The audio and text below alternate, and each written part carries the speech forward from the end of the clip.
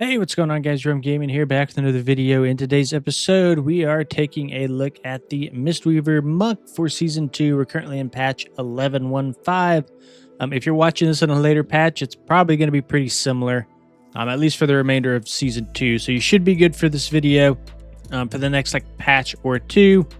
If you want to follow along in the guide, you can go and click in the description of the video. I'll have a link that will take you out to this website. You can kind of scroll through with us. A quick disclaimer here that I like to say for all my videos is this is more of like a beginner's guide. This is not a guide that's going to take you to like 3K or anything like that. It might, I don't know, but for the most part, this is for people just learning the spec for the first time and trying to get familiar with like the general rotation and some of its like core spells. So with that being said, let's go ahead and jump into it. So currently Mistweaver Monk is sitting in B+ tier. Now you can take a look right here. We're on Archon GG. You can see that they're at the top end of high-end keys. So Healer, Mythic Plus, we're on high keys, and you can see they could be considered fringe A tier. But you know, they're one of the better healers right now. I'd say kind of middle of the pack, above average is where I'd put them. And what it's really nice about bringing a Mistweaver Monk is you come down here to the DPS section, you can see they're actually the top DPS healer right now. So really fun spec to play. I feel like I said that with all Monk specializations. They're just really fun across the board. And this is a spec that I'm really glad that I was able to sink my teeth into a couple seasons ago. So that being said, that's their tier. They're B+. Starting with some of the pros, they have great mobility. Again, that's not unique to Mistweaver. That's pretty much said for all Monk specializations. And this kind of has some sort of correlation here with one of their cons. So they don't have any sort of immunity, but they have good mobility to make up for it. So you can dodge pretty much everything. There's always a button to dodge something that's available to you, but there's not a button that you can press and just be completely immune for a few seconds, like a Paladin Bubble, like an Ice Block, like a Hunter's Turtle. So if you do mess up, it can be a little bit punishing playing Monk in general. We also have a lot of passive healing through our Ancient Teachings buff. So one of the reasons we do so much DPS is because we actually heal through our damage done. And this is really nice because it makes Mistweaver feel not too spiky to play. There's a lot of passive healing that's kind of constantly going out, and it's kind of keeping everybody topped up. And this is one of the only healer specializations that kind of feels like you're playing a DPS specialization. Obviously, because, you know, they do one of those damage of all the healers, but you don't ever really feel like you're healing. Don't get me wrong, you do feel like you're healing a lot, but it feels like 75% of your rotation is you're just kind of doing constant damage and health bars are going up, which is really nice to play. It's got a unique twist to it. And there's not many other healers in the game that can say that. We also have really good mob control. This is kind of Monk's thing, is we don't have the best like core utility. We don't have like a B-res, right? We don't have a lust, but we have really good mobility and we have really good mob control. And this is really nice. Just thinking like Theater of Pain, you can ring a piece one of those mobs on the left, and you can kind of skip that first pack. There's a couple other little weird things that you can do with Paralysis and Ring of Peace to do like mob skips. It's kind of their form of like the Warlock Deathgate. Also going to be really nice on bosses like, I'm going to say this on all the Monk guides I'm about to do just because this is a perfect example, but the IPA boss in Cinderbrew, you can Ring of Peace those blobs that spawn. You can leg sweep them, paralysis them. You can also take Disable for the slow. You just got really good control playing Monk in general. Also really good with melee comps. So physical damage. So something like a warrior or a hunter. You can also get the battle shot buff from Hunter that will kind of synergize more damage into your Mystic Touch. We're also a top 3 healer currently. We saw that earlier looking at Archon here. And in terms of cons, we pretty much talked about everything here. This was kind of a coin flip. I wasn't sure if I wanted to add this or not, but just kind of Monk in general, right? They don't have that core utility. They don't have the core lust. They don't have the core B-res. So that does, by default, make them not as welcome into certain groups, right? If you have 4 people and you don't have lust, you're not going to get invited as a Monk.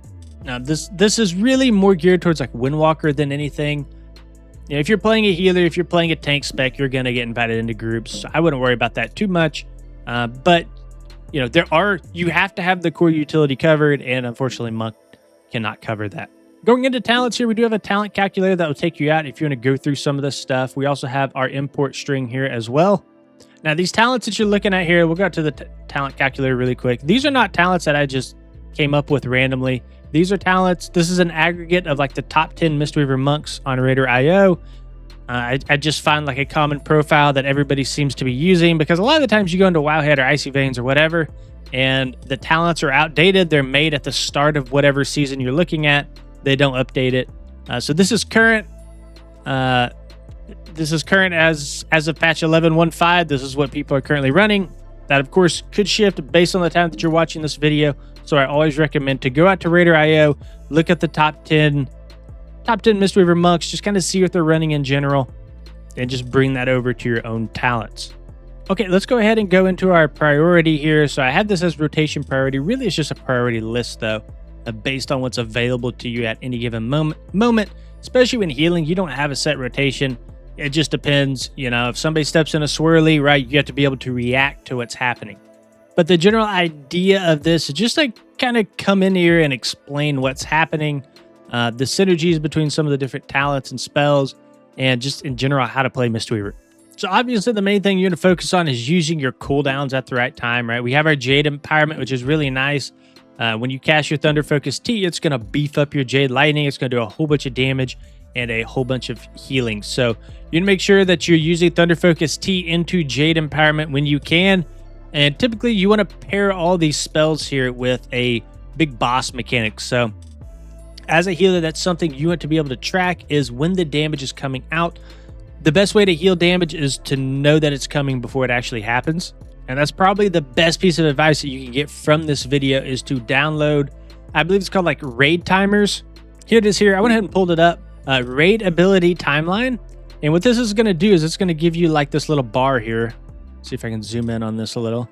It's going to give you this bar, right? And you'll be able to see when a big damage event is about to happen on a boss. So when this ticks down to 0, I know that a whole bunch of damage is about to go out, depending on which spell it is, right? Not all these are like hard-hitting abilities. But as you run more Mythic Plus dungeons, you'll start to understand what hurts and what doesn't, right? So I recommend to get something like this. And when that hard-hitting ability comes through, pair it with one of your major cooldowns here. So you got Jade Empowerment. We have Aspect of Harmony here. So basically what this is working as is like, if you're familiar with like Restoration Shaman, almost like a Cloudburst Totem, you're storing up a whole bunch of your damage that can then be dispersed as healing. So it's really taking all that damage, all that healing that's being done, and just bursting it out when you need it, which is really nice to offset specific mechanics. We have our Shaylin's Gift, and it's not as strong as it used to be, but basically as you're in combat, these clouds will go out, you'll absorb them, and you'll do a big burst of healing. So pair that with the mechanic. We have our Red Crane, which is on a 2-minute cooldown, but through talents, this can actually go all the way down to like 1 minute. So typically you want to pop this on pool, especially on fortified weeks, because the first probably like 5 to 10 seconds of a pool are going to be the most dangerous, because all those mobs are hitting the tank at once. So you're going to try to offset that as much as you possibly can. And then we have things like Revival here. One thing that's really nice about Revival is it will remove a magic, poison, and disease effect from anybody that it heals. So you use this more as a dispel than a heal, but if needed, in an emergency situation, you can, of course, use it as a heal. Then one of the main things that you're going to be doing as Mistweaver Monk is casting Jadefire Stomp. So this is a ground effect that simply goes out, and it's very important to stay within your Jadefire Stomp because your abilities are actually enhanced while you're within it. And a lot of that is due to Awaken Jadefire here. So while we're within our Jadefire Stomp, our Tiger Palms are going to strike twice. Blackout Kicks strike an additional 2 targets at 20% effectiveness. And probably the big one here, especially on Trash, is your Spinning Crane Kick will heal 3 nearby allies for 120% of the damage done. Now we also have our Jadefire Teachings here as well. So I believe we talked about that earlier in the pros and cons, but basically after you cast your Jadefire Stomp, you're going to get this buff, and all the damage that you do is going to be converted into healing. This will also give us a small stamina buff as well while this is up. So Jadefire Stomp is something that you would be pressing on cooldown. It will feel kind of weird because there's going to be situations where you'll drop your Jadefire Stomp, and of course some ground mechanic will spawn right on top of it and you got to move out of it. But typically you can like get right in the corner of it and still be able to get the benefits from the Jadefire Stomp just by standing on the corner of it. It's kind of a feel thing. There's also a weak auras that you can get out there that will track to tell you whether you're standing within it or not. So this is the one that I use personally. It's called Jadefire Helper. And you can see it has these 3 green triangles on each side. And when you're standing within your Jadefire Stomp and getting its effects, you get the green triangles. And then when you're not, the green triangles, they kind of lose their glow effect. Okay, now let's talk about Renewing Mist. So we have a ton of things that synergize with Renewing Mist in our tree. So if we just go back to our tree here and we type in Renewing Mist, you can see it looks like a Christmas tree, just everything lights up. It's very important to keep Renewing Mist on 5 targets or as many targets as you possibly can, because it also synergizes with our tier set bonus, which we will talk about here in just a bit. But you never want to be sitting at maximum charges of your Renewing Mist. Keep those spread out as best you possibly can. And then, of course, not only that, but Renewing Mist applies something called Chi Harmony. And this is going to increase the healing that they receive from you by 50% while Chi Harmony is active. Now, one thing to note is Chi Harmony only lasts 8 seconds and Renewing Mist lasts for 20 seconds. So it's something that you want to keep reapplying. And you're going to make sure that you're applying your Renewing Mist on targets where their duration is like less than half. So you don't want to apply this to somebody who, you put a Renewing Mist on them 5 seconds ago, right? You still have 3 seconds left to Chi Harmony. There's no reason to reapply that Renewing Mist to them.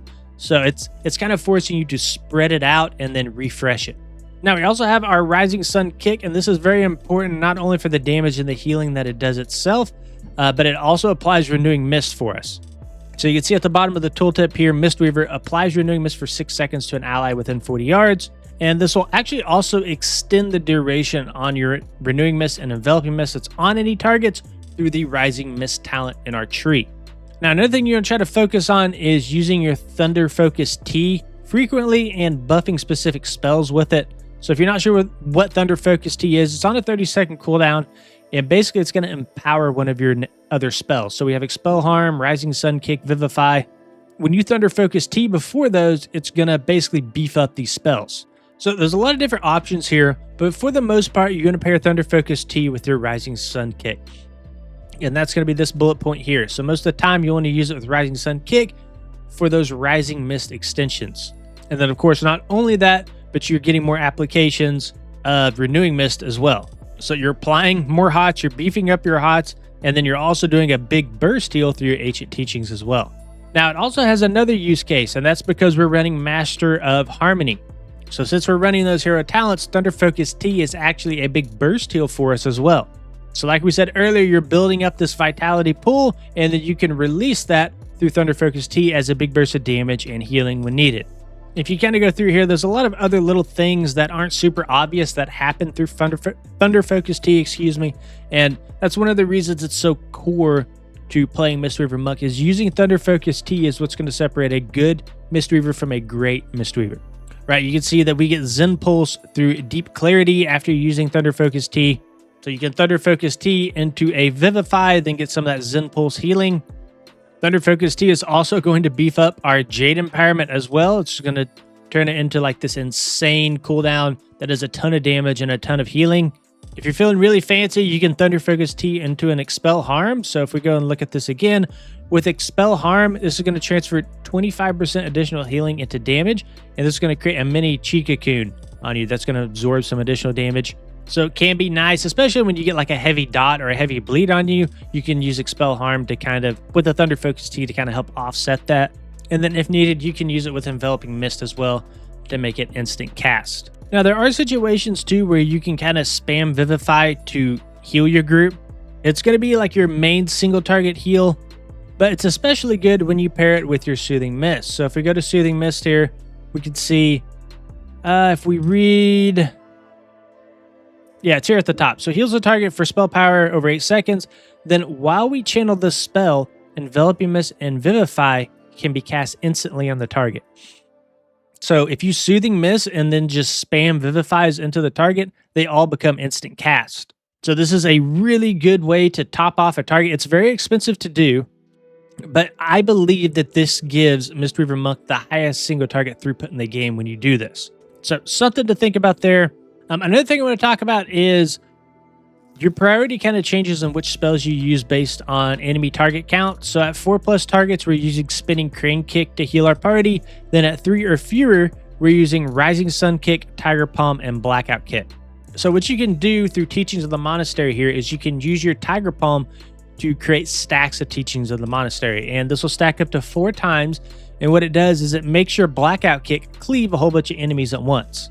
So a typical combo is going to be like Rising Sun Kick, Tiger Palm into Blackout Kick, because Tiger Palm is going to give 2 stacks of Teaching of Monastery, and that Blackout Kick can cleave all those targets. It's also pretty good to do this on single target as well, because you're just getting more instances of Blackout Kick, right? And then another little combo that's really nice is, when do you use Chi Burst? A lot of people don't know how to use this properly. The best time to use Chi Burst is when you need a reset on your Jadefire Stomp. So let's say, we talked about earlier, you press Jadefire Stomp, a swirly pops up on that specific spot, and now you can't really stand in it. Well, what you can do is you can Chi Burst, and that will give you a reset. It doesn't always, but most of the time it's going to give you a reset on your Jadefire Stomp. So it does some damage, it does some healing itself, but really you're using this to get a reset on your Jadefire Stomp for the most part. All right, let's go ahead and talk a little bit about consumables now. So your main flash you're going to be running is going to be Tempered Swiftness. Haste is our big secondary stat. So you need to make sure you're getting as much of it as you possibly can. We'll talk about that a little bit more once we get into the secondary stats section. We also have our Tempered Potion. I would probably macro this in with a major cooldown, something like your Red Crane. Because typically when you're popping this, it's going to be a phase where you need a lot of healing. And typically you're popping Red Crane in a phase like that. Pretty standard stuff. Healing Potion, Mana Potion, Mana Oil. That's going to be your main weapon buff. Augment Runes, of course, if you can afford them. They're very expensive. Feast of Divine Day, because this is going to give you primary stat. Elusive Blast of Might, going to give you primary stat and movement speed. And then a Deadly Emerald for that haste and crit. For enchants, we're going Storm Rider's Fury. Again, we're trying to funnel everything into haste that we possibly can. And since we do so much damage, it actually makes more sense for us to run more Leech than Avoidance in a lot of situations. So for our cloak, we're running Leeching Fangs. We're also going to be running Leech on our bracers as well. We're running primary stat on our chest, Sunset Spell Thread for intellect and stamina. We're going to be running stamina on our boots, and then our rings are going to be Radiant Haste and then Cursed Versatility. And then our embellishments are going to be Binding of Binding with a Death Thread Lining. And this is basically going to try to synergize with the gem colors of an ally. Going to give you some secondary stat, and then Death Thread Lining is going to give us some versatility. Okay, so our 2 set, let's go ahead and talk about tier set now. Our 2 set is going to be basically applying a dot, an insurance dot on an ally, and it's going to give them a burst heal when they drop below 40% health. And while they're above 40% health, insurance is just going to tick, and it's going to, it's just going to act like another hot effect. Now, our 4 set is going to turn our Renewing Mist into an insurance proc. And your healing is going to be increased on your insurance procs, actually, based on how many Renewing Mists that you have out. So really nice, because everything kind of flows together. We have Chi Harmony that we talked about earlier. We have insurance hots. We have Renewing Mist hots. We have the passive healing that comes through Ancient Teachings. This is why Mistweaver Muck, in my opinion, just feels really good to play, because things just kind of passively happen. You do your normal damage rotation, your hots are ticking, and health bars just kind of go up. Really, really fun spec to play. Let's go and look at some general tips really quick. So like we talked about earlier, right, you're going to keep that Renewing Mist rolling as much as you possibly can. And one of the ways that we can do that, if we remember from earlier, is through our Rising Sun Kick.